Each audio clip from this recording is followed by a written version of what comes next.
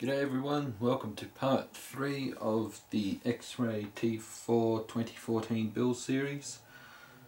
In this part we'll be focusing on the main chassis and assembling it, or start of building the main chassis. As you can see, I've gone ahead and done a few parts, assembled some of the parts. Purely some of it is just to save on time. As some of them are identical to each other, like as the parts where the diff and spool attached to.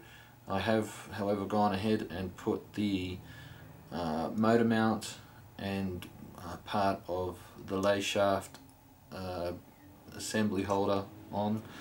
I will just mention too, when you put these on, there is a sequence. You'll see it in the manual.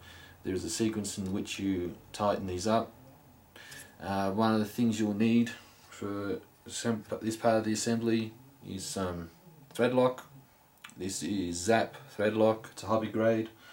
Honestly, I recommend that you do not use like Loctite, especially the red Loctite. I mean, you'll need to be the Incredible Hulk or Superman to undo the screws if you use the red thread lock or something like that, and you'll most likely end up stripping one of the bolts or wrecking one of your hex driver tips. So try to keep it to a hobby grade thread lock, because in this case it's metal on metal that we'll be screwing into in this part. I have also gone ahead and started building part of the lay shaft pulley assembly. It's done one part here, so I'll go through that with you, the rest of it, and we'll also be assembling the diff and spool on, as well as the lay shaft spur assembly. So what we'll do now is we'll assemble the rest of the lay shaft, which requires the spur gear. Okay, so when you do it, it's fairly simple. You've got 3 holes. Put the spur gear on. Got 3 screws here. When you do it, you won't need thread lock for this, purely for the fact it's a part of the car that you will be tuning quite regularly, so you'll be having to undo the screws quite a lot, and part of the pulley will actually hold the screws in, so there's no need for thread lock. But just nip it tight so it doesn't come loose. Okay, so in this next part we'll just put this is it's like a belt guard that just goes over, and that just stops the belt from rubbing on the bolts there. Now we just need a pin. Put that through. Put the pulley gear on.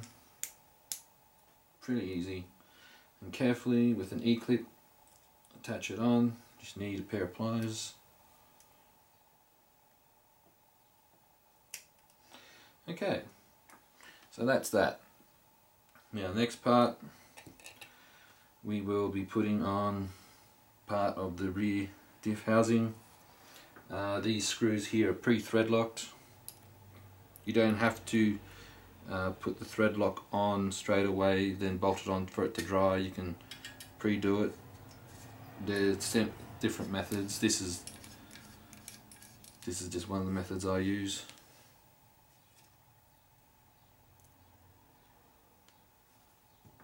Okay. When you're doing up bolts and nuts and so forth, especially on a race chassis where it's a lot of racing, because it's race orientated, don't do up the bolts too tight in certain sections, because you can tweak the chassis and that can affect the handling. Okay, now what I have also gone ahead and done is I have gone and put the belt tensioners onto the bearings. Take your time when putting it on. Now this next part is going to be a little bit tricky, because with where the lay shaft sits on, the bearing actually sits. It's like a concave shape, so the bearing won't come out. So that means you have to leave this for last for putting in the lay shaft and spur gear. Now you just need 2 bearings. Just put it in like so. Now we'll put the spool in. Pay attention to the orientation. So we'll get the belt.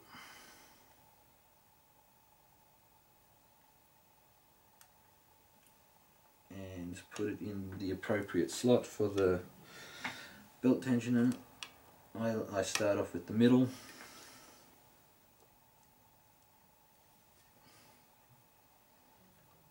Okay, so we'll put that there. Okay, now next part, put the rear diff. Same procedure. Make sure it's in the correct hole, or correct slot rather.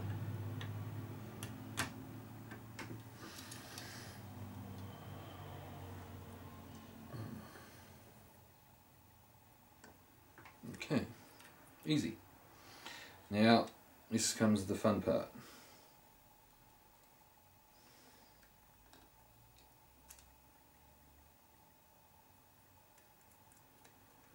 So it's just gonna slide in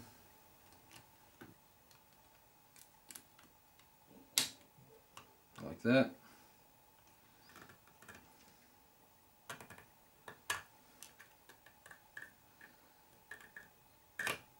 There we go. Okay, so now next part, put that in. Take note of the orientation, because there is like a little edge for the bearing to sit on, so it stops the lay shaft from going side to side. So now we get our screws.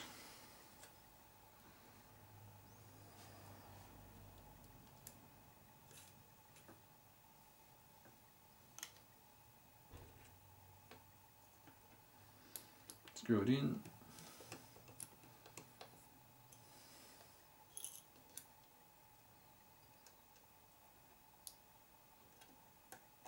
Oh, come on. It's going to fight me today, people.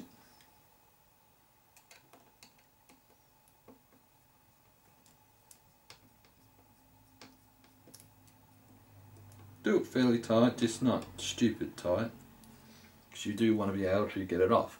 Okay, so that's the drive line there. Just move it back and forth, make sure everything moves nice and freely, which it is.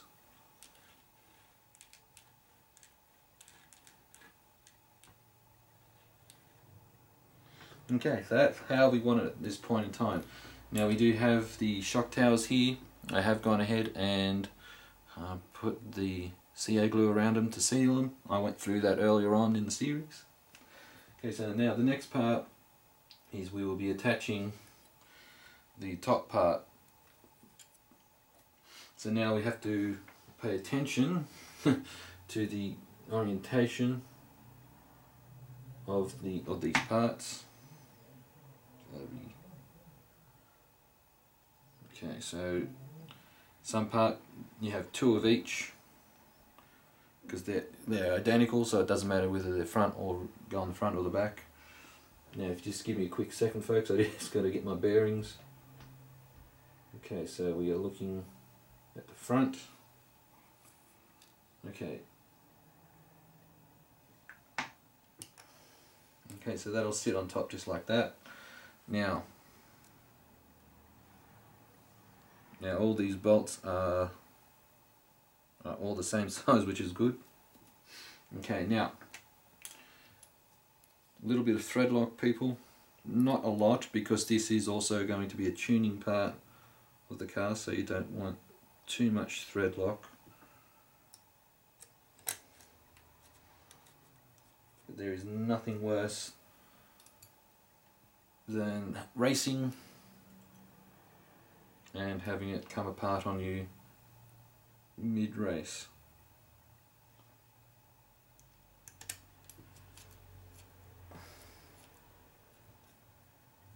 Okay, same for the right side.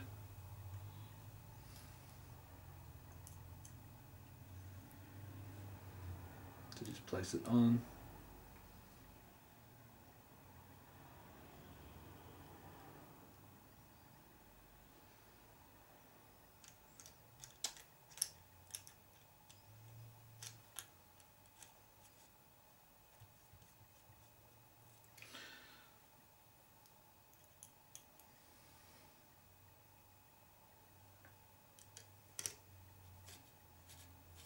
To be honest, I mean, with my T3 I've never had to pull or like tune this part of the car. I mean, the only time I've ever had to pull it off was to change a belt which had snapped. Now it's the exact same principle for the rear. Little thread lock.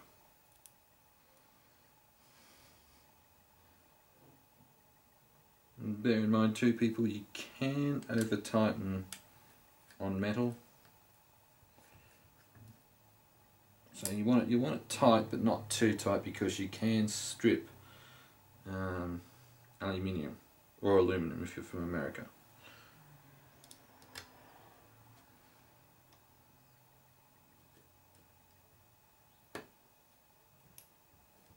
There we go.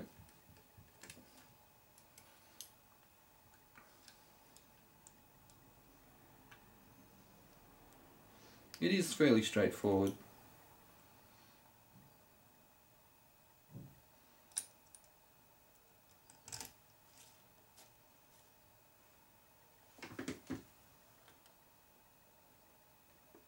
Ah, it's not sitting properly.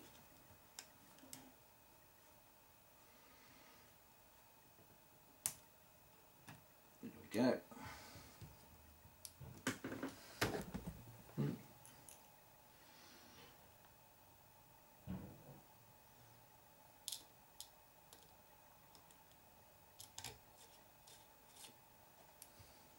Okay, now we get to putting the shock towers on.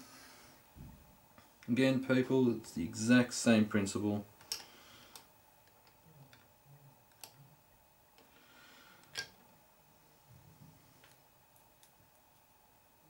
This is probably the most boring part of the video, I have to admit. You're just watching me put screws in, but again, you do want to be careful when you do it, because you do not want to tweak it, because you can also tweak, can cause the shock tower to be a little bit tweaked, but most of it is due to the main chassis being tweaked if you do it wrong. And you will notice if the chassis is tweaked, because the car will just handle like a brick on a spring. So when you're doing it, just even tension across the chassis, and that will make it a lot, not so much well, even, but it'll make racing a lot easier for you as well, because you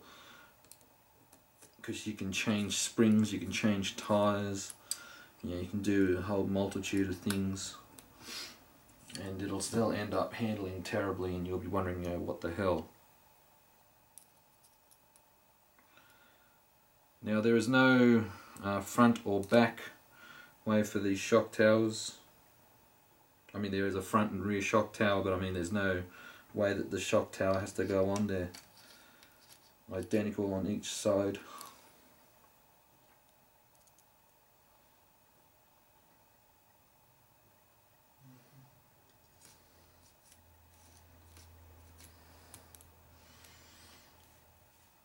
Okay, last two screws.